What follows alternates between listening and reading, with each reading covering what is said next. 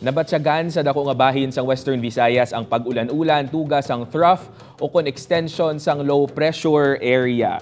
Sa banwa sang Kawayan Negros Occidental, nagahilibio na lang samtang ginatanaw sang ining residente ang ginaanod na sang baha nga balay sang iya tupad balay.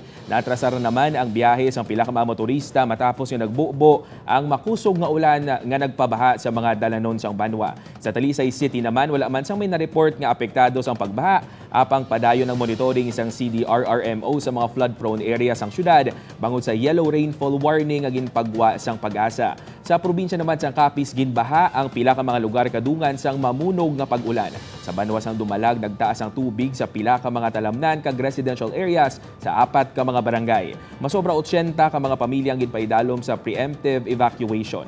Naglabot naman sa karsada ang baha sa pila ka mga lugar sa banwa sang Cuartero, Capiz. Sa uli nga monitoring sang local DRRMO, nagsubside naman ang tubig sa lugar kag amat-amat na nga nakabalik sa ilang mga panimalay ang mga nag-evacuate.